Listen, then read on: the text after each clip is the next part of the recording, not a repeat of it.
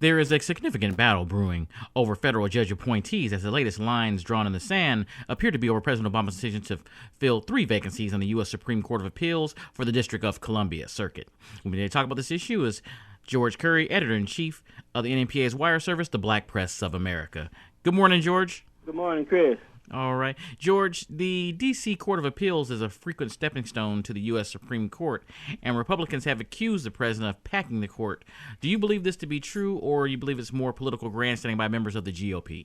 Well, you can't hardly say the court is packed when there's 10% vacancy of federal judges, and that there were 87 vacancies when Obama took over, and now it's down to 55. Basically, in some areas they even call them judicial emergency because there are not enough judges appointed, and that's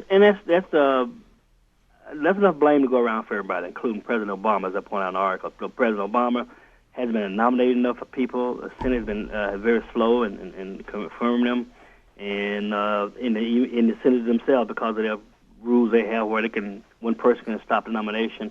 It's enough blame to go around for everybody. Right. And like you said, there are those that quickly point out that there's a lot of blame to go around, including blame to be placed at the president's feet as well for the slow appointment process.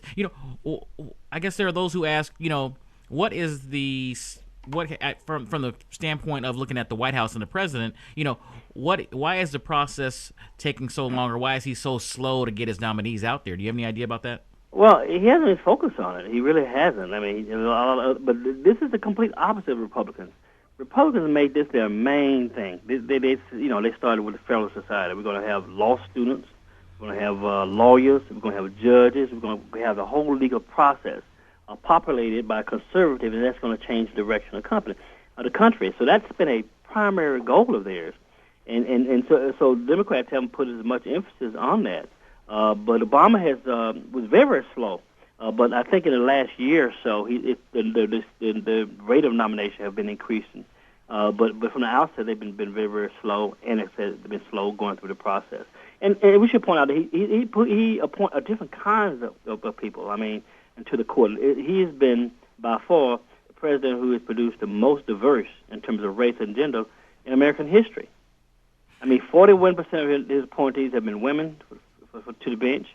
36% have been people of color, and so compare that 41% women to 29% for Clinton, which is second best, and compare the 36% people of color to 24% of Clinton. And Clinton was the second best, and so he has by far the kinds of people in terms of gender and race. He's been more diverse. Now, where he has not been as I think as progressive as he could have been, has been the kind of people he's been appointing. He's been appointing basically mostly former prosecutors, not former public defenders, for example. And so he and Clinton both tend to get people more, I guess, in the center, political center, whereas Republicans have said basically we're very doctrinaire. We want people who are totally conservative, and that's what we go out for.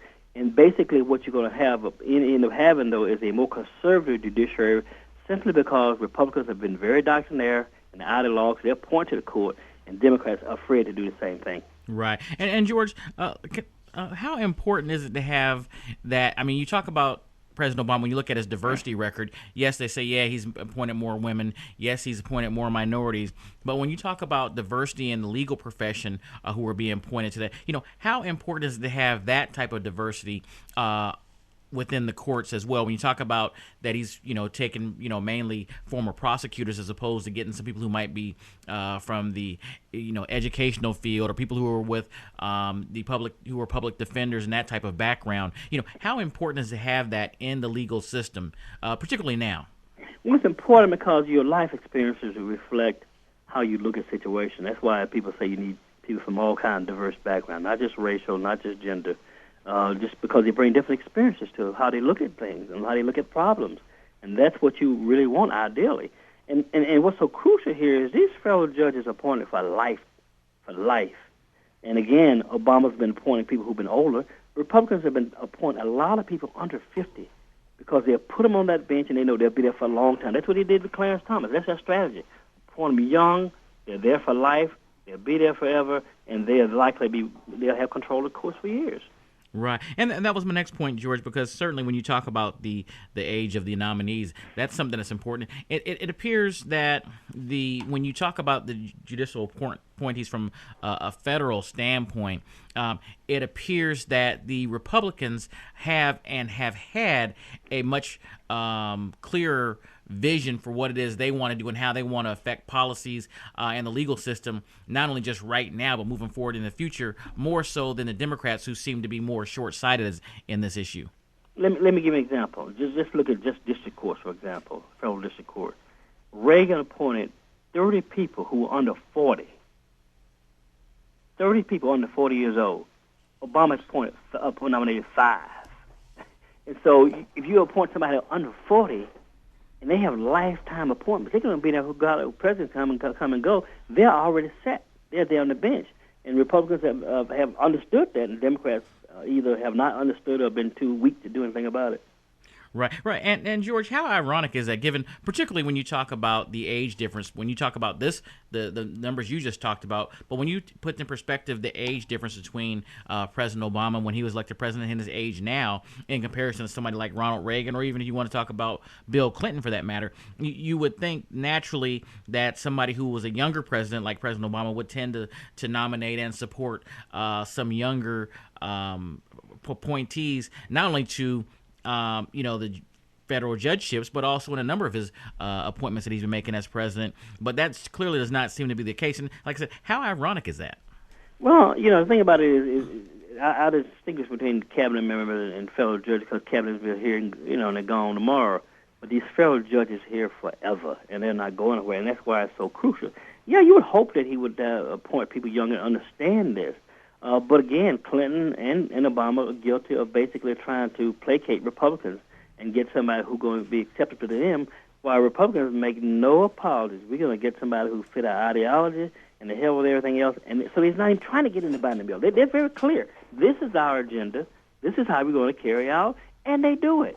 And they put the Democrats on the defensive.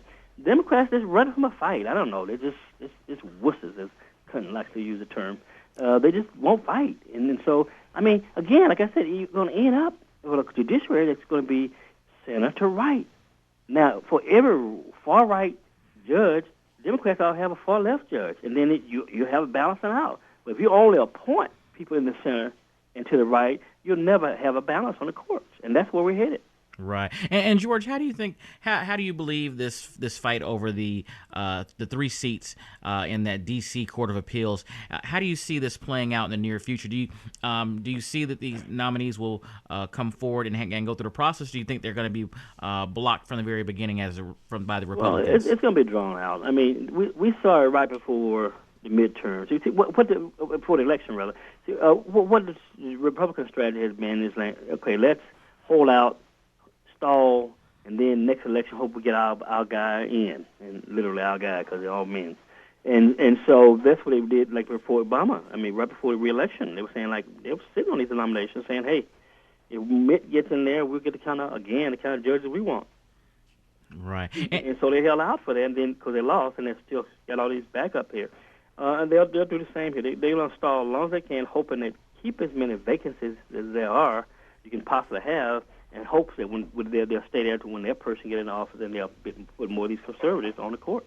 Right. And George, certainly there are enough vacancies. When you talk about the number of vacancies that President Obama has right now to fill, I mean, there's 87. I believe you mentioned before that when he took office, he had like 55 or 57. And certainly that's a significant number that all of us should be paying attention to, because you talk about 87 positions across this country in the federal courts, and the federal courts are the process that people have to take in a lot of things when it comes to discrimination, when it comes to higher education. I mean, all these issues, and I mean, you got to go through this whole process, and you've got 87 appointments. I mean, certainly you can see some cases that probably should be taken on by the Supreme Court that just get shut down or shut out of the process altogether. Well, in the Supreme Court, what we should remember is the Supreme Court takes only a fraction of cases, appeals, less than 1%, far less than 1%. So really decisions are made at the district level and appellate level, circuit level. And so that's what it is. That's why it's so important. People put all this emphasis. It's important to follow the Supreme Court. I mean, obviously, it's crucial. But at the same time, not forgetting most of these cases will be decided by the lower courts, and that's why it's important that these courts have people who are diverse, have different experiences, and don't just look at things through a conservative prism. Right. And George, before I let you go, what about there are those in our community, and President Obama's been criticized by many for his lack of appointments of African Americans to a number of positions. How important as it relates to this particular issue that we as a community see some black faces nominated for some of these judicial appointments? Well, I would say when it comes to judges, he has a good record on that. We're still waiting for a black one to appear on the Supreme Court, preferably a black woman. I mean, that's who's been left out in all this. And so he'll have at least another appointment, maybe two, but certainly one before his term is up. And we'll be interested to see who he puts on there. But it's definitely crucial when it comes to us. But the cabinet position, that's a different story altogether. He has more, in terms of permanent cabinet position, he has more Republicans on that than he has African Americans, and that's something that I've criticized him for, and will continue to criticize him for. All right. Well, George Curry, I thank you for joining us on today's show. All right. Thank you, Chris. All right.